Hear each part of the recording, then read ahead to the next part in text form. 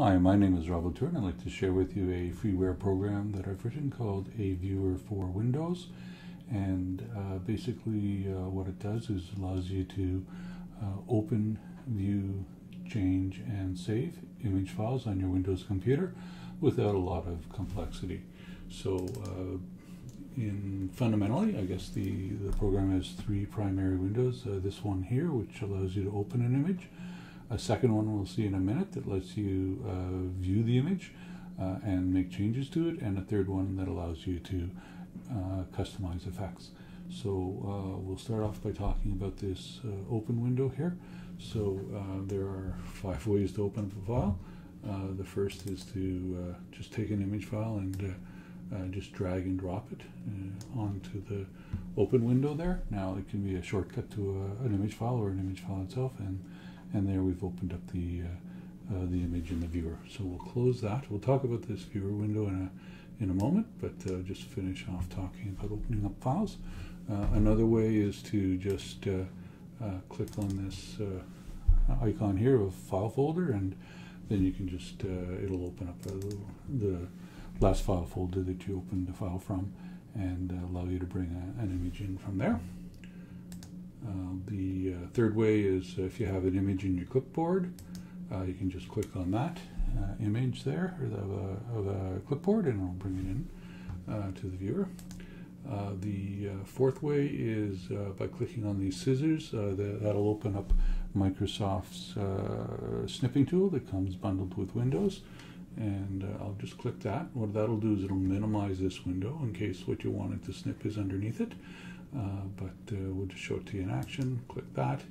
That minimizes the window. You just find a section on your screen that you want to bring in and highlight it, and there it is. It's brought into the program. Now I'm just showing you my background here, but I mean if you had a browser opened or something like that, it would snip whatever you're seeing on your screen, sort of thing.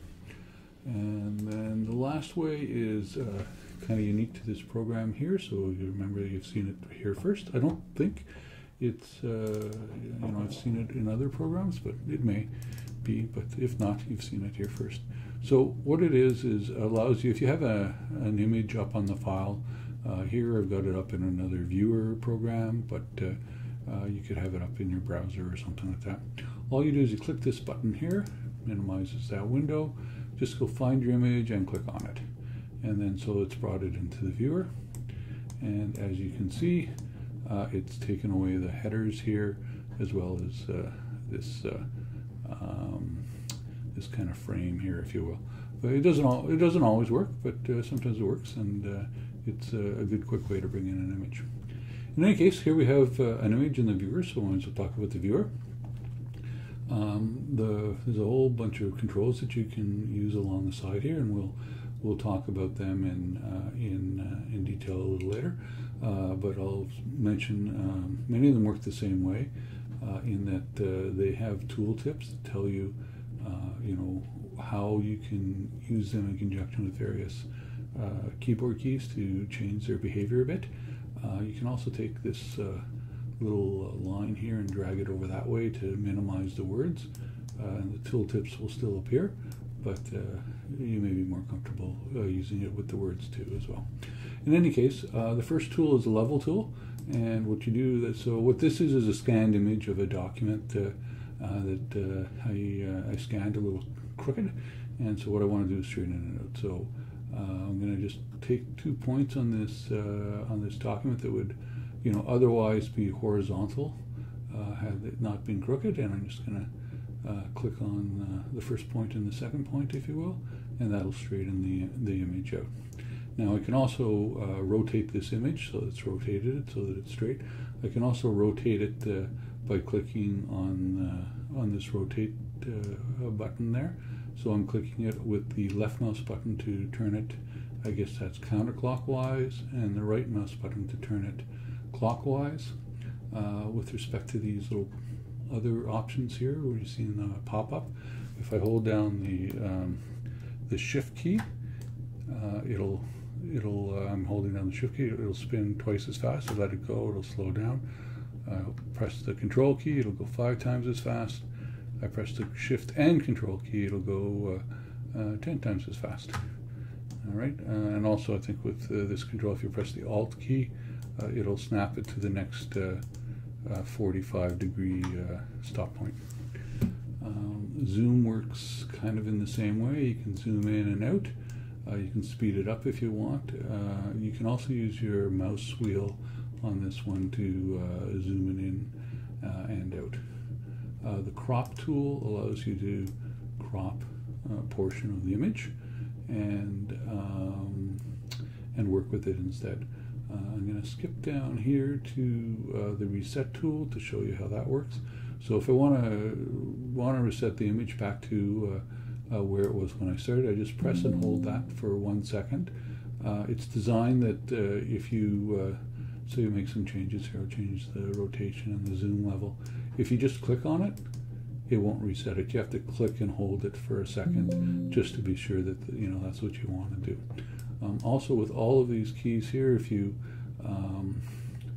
let's say here I rotate it and I zoom it, but I want to if I hit the reset, it'll reset both of those features. But if I just want to get rid of the zoom but not the rotate, I'll just press the center mouse button, and that'll reset the zoom but not the rotate. Along the bottom here, you'll see the values of all the features. So this is rotated by 2.6 degrees. So if I was to change that, you'd see that number changing. So you can see if an image has been modified by looking along here as well. Okay, so now what I'm going to do is I'm going to get out of this image and I'm going to show you another one for the next few features. So the other thing I can do here, let me just show you too, I can take this image and I can pan it around. I'm just holding the mouse button down, and when I do that, it moves it around. So I can invert it back and forth. I can change its brightness level, up or down, contrast, gamma, saturation, and I can convert it to grayscale as well. Now, another thing I can do is there's this viewer button here, and if I press it on the right side, it'll bring up the original here on the right. And what that'll do too is if you move them around either side, it'll move them around. Also, if you rotate or zoom them or apply any effects to them, they'll stay in sync. So this will be the original, and this will be the kind of the modified version. If I click on the left mouse button on the viewer, then it puts them kind of one on top of the other instead of beside each other. And if I center click it, it'll just it'll take the original way and leave you with the kind of the updated version only. So I'm going to skip effects until a little later, because the effects is the kind of the most involved piece. I'm just going to go over some of these other features. I'm just going to reset that. The first is pin to top. So what pin to top does is it keeps this program on top of other programs. So let me just bring up another program. This is just another viewer, but it could be Word or something like that. And what you want to do is you want to keep this program on top of that other program. So you're typing in something here. If it was a word processor or something, you want this to stay on top. So even if I activate that and kind of make changes in that or do things here, this guy will stay on top if this pin on top option is selected. If I just click that, it's no longer going to be pinned on top, and then other applications will be on top. I click that to put it on top, but only momentarily, as once I click something else, it'll go on top. So I'm going to leave that pinned on top, and then we're going to go ahead. Another thing that the program does is it integrates with a second program I've written called A Ruler for Windows, and if you click here and you don't have it installed, it'll tell you where to go get that. But that too is a free program, so you're welcome to download it and use it on many computers as you like. But here I'm just going to kind of left click on that. That'll bring up the ruler. It allows you to move this thing around and do measurements and stuff like that. You can change the orientation of the ruler, and this is a whole other product, and you can find out more information about it on the A Ruler for Windows website. That's in ruler mode. I'll show you reading guide mode. I'm going to go back to this other picture with text, which would make it, be a little more clear as to why you might want this. We'll just level this up again, and then so with A Ruler for Windows, you can also have it bring up a what's called a reading guide. So I'm going to right-click on this, sorry, left-click on this to bring up the reading guide. There's the reading guide, and it just lets me, go through the text on the screen and read it a little bit better. Another feature is, above and beyond the zoom, there's a magnify feature here. You click on this, and turns on Microsoft's magnifier, and then you can just go there and just move around and see things even closer up. And then to turn it off, you just click the magnify button again. And you can actually you can still do other things with the magnifier on underneath it, but turn it off by clicking there. Copies what you see on the screen into your clipboard. Not what you see on the screen, what you see as the changed image into your clipboard, and then the saves it to your computer. There's also quick help that if you click that, it'll give you a brief description of the help, and if you press Alt and quick help, it'll bring up the web page where it's a little easier to see, and there's there's more information here too with respect to what you can do than what's only available in the quick help. All right. So let's talk about this effects thing next. I think that's, let me just do a quick check. I think we've talked about everything else except for the effects. So the effects, let me go back to the little kitten, and that'll become a little more easier. Okay, so when you load the program, it has 3 default effects associated with it, but you can add more, and you can go to the community website forum, which I'll show you a little later, and you can get more, and they're free as well. But here we go. I'm going to just, first I'm going to show you how to use them, and then I'm going to show you how to change them if you like. So if I click on this effects button with the right mouse button, it lists all the effects I have currently installed. And I'll mention too, there's a fellow that's helped me out quite a bit. His name is John Empatelli, and he's been very helpful in setting some of these effects up, and he's posted on the community website quite a few of them, and you can get them from there. But we'll just look at the ones that are there by default. So there's one that does an embossing, and so there's your image, and there's a kind of an embossed effect. Now there's another one that does kind of a blur, and another one that does kind of a sharpening of the image. Now you can pick one effect, and then you can actually add up to 5 effects.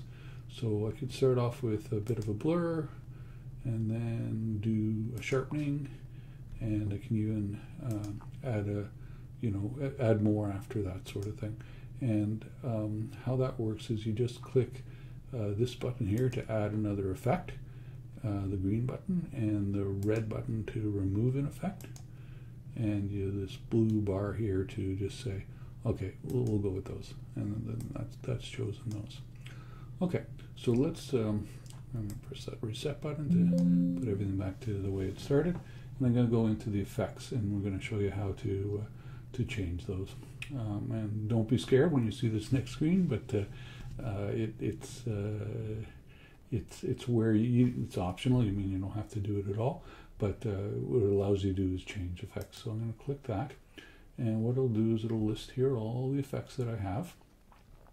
And again, here are the defaults. There's actually another one called neutral, and the neutral effect is just it's kind of saying don't do anything to the image.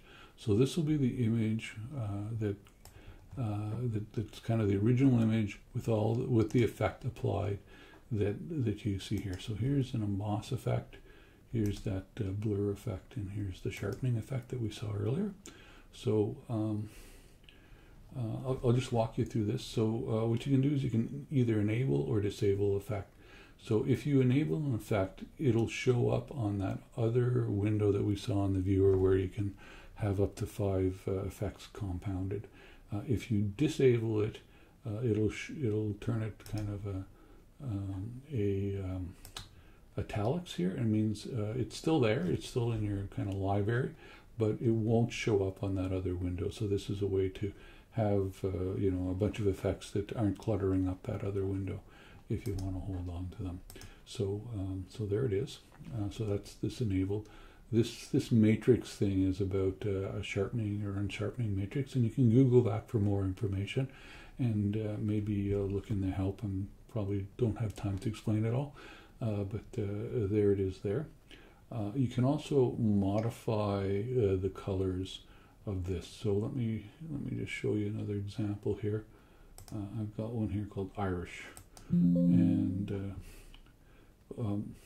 okay, so let me just, it was telling me I'd made changes, and you know, whether I wanted to save them or not. But anyways, let me go back here to where to put my Irish one. Irish. So I don't want to save those changes, so there it is.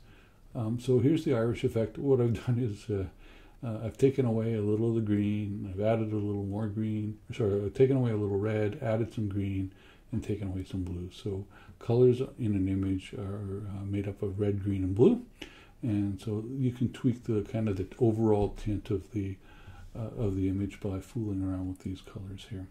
And all of these cells here have little help pop-ups that say what the value of the cell can be. So they're sometimes a little hard to come up, but they do come up. So the range for these is plus or minus 255. There's also this guy here, which is more or less the transparency of the image. So let me just go here, and I'll show you another example. Sorry, it's the translucency, if you will, of the image. So when I use this, and again the ranges are between minus 255 to 255, the default being 0. What I'm doing is I'm reducing you know, the solidness of this object, if you will. So if I was to take this and apply this effect to the image, and then copy it to my clipboard and paste it into another document, I would see this image kind of translucent in that other document. Okay, so I can increase or decrease the translucency of this document here. Now, when I make a change to any of these things, let's say I've got minus 40 here, and I want to try out minus 50 instead. So this guy, actually, I'll try minus 200. So it'll be more pronounced and easy. So nothing has happened here. Nothing. So that, and that's why that is. It allows you to enter all these numbers or change all these numbers. And then when you're finished, you just press this test button, and then the test button applies those changes. So I might think, well, that's too much. Let me change it to minus 150, 100, plus test. And then that changes it. Now, if I don't want these changes at all, I can always press cancel and just revert it to its original state, sort of thing. All right. So other things we can do is we can add a new image just by giving it a name here. So let me just let's do that now. Hello there. Let's call the image hello there. You'll see here, here's all our images. We're going to click that, and hello there has now become a new image. We can enable it, we can make changes to it, and then we can save it. We can also copy it, give it a new name, hello there. By default it's hello there, the original name plus the word copy. It doesn't have to be, you can change it to whatever you like, you know. and then just click OK, and there's the new guys right there. We can remove it as well, or remove any of them, and there you go. So this next feature here, locate. Okay, just before I get into that, the viewer works the same way as on the main screen. Magnify does too, and the quick help does as well. So the locate shows you where on your computer all your effects are stored. So here they are all stored here, and they're in this directory, and this is kind of the root directory of them all, and you can see them here. Now you can take these. Let's say you create one that you want to share with your friends, and you can take it, and you can actually, let me just take this hello there one. I'm going to take this hello there one, very proud of that. I'm going to take it, and I'm going to copy it here, and I'm going to copy it there. So there it is. It's on my desktop, and what I want to do is share it with my friends. So let me just show you a little bit about that. So here it is on my computer. I'm going to just get rid of it, pretending that I'm one of my own friends. So here is kind of my program without the hello there effect in place. So all you have to do, whether the program is running or not, is just you take this file, send it to your friend, post it on a website. Like I say, John has posted a whole bunch on the community forum, and you can just bring it into your computer and double click on it to open it and bring it into the program. So I'm just gonna open it here with Notepad++. You can also use Windows Notepad. Don't use Word, or don't use Word Plus, or just use Notepad or Notepad++, because those other programs will mess it up a bit. But just so that you can see what's in it, just some information about what all the settings are set to. All right, so anyways, here it is. It's on my website. It's not here in my list of effects. I just double click that, and it says hello there has been added. So that'll bring it into the program. Now I've coded it so it should pick it up automatically. It doesn't always, so it's a to-do for me in the future. But if I was to go back and come back in again here, you would see that it's go back into the effects. You will see that there it's added. So all that to say, if you want to share a file, you can just locate it, copy it out, and send it to a friend. Okay. I think that's most of it. I've also created a special folder here on my own drive. I called it hyphen favorites, spelt the Canadian way, with a space and a hyphen. And what that does is putting that hyphen in a space makes it sort to the top of the list. So if I do the locate here, you can see I just created this folder here. And then what I'm going to do is I'm going to put my favorite effects in there, if you want my favorite profiles in there, and then they'll always be readily available at the top. Okay, so I think that's pretty much everything here. So I just want to show you, oh yeah, I didn't talk about transparencies. So let's talk about transparencies. To do that, I'm going to bring in another picture, another image, this one here. So here we have Buddy, and Buddy's got a clip chart. And what I want to do is I want to make the clip chart fully transparent, but not the rest of the picture.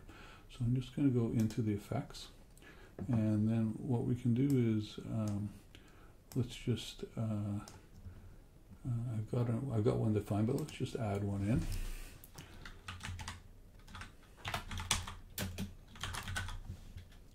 Call another test. We'll enable it. And so what we're going to do is we're going to make this color here transparent. Now this color here is not the same as the white here of his eyes and his teeth. It's a little off. And so what we're going to do is we're going to enable transparency here. And we're going to click this little button once. And then we're going to go over here and click that button over here to pick the color we want. Okay, and that's made the transparent color the color of the clipboard, and I'm going to press test. And there we go. Nothing happened. So let me see what happens if I add a little bit of tolerance. Press test. There we go. Okay, so what the tolerance is sometimes pixels one beside the other aren't the exact same color. So this, the color I picked was this 237 one. The tolerance means, you know, plus or minus 5 on these colors. So I've given it a small enough tolerance that this color here remains transparent, but the white of his eyes didn't. Now if I was to increase that to, say, 95, I'm guessing that'll probably be enough. Yeah, and so the you know, parts of his face then now become transparent, and we probably don't want that. So there's kind of this color and that color, and then back to only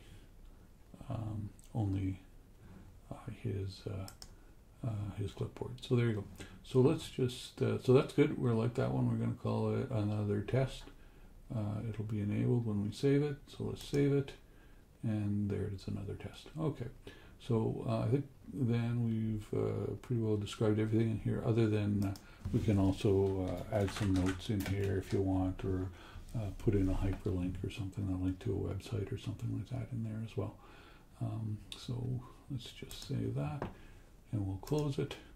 And here's our image in our viewer. Why don't we just apply our effect to it? So we're going to click here. We called it another test. We'll click OK to accept it, and there you go. And you know what? Let's try to make it this here. We did the transparency one too, so sort of the opacity one here too. So we'll make that 128, and so we'll reduce it by 128. We'll add an effect. So just move this around so you can see what's happening. So here's the transparent part, and here's the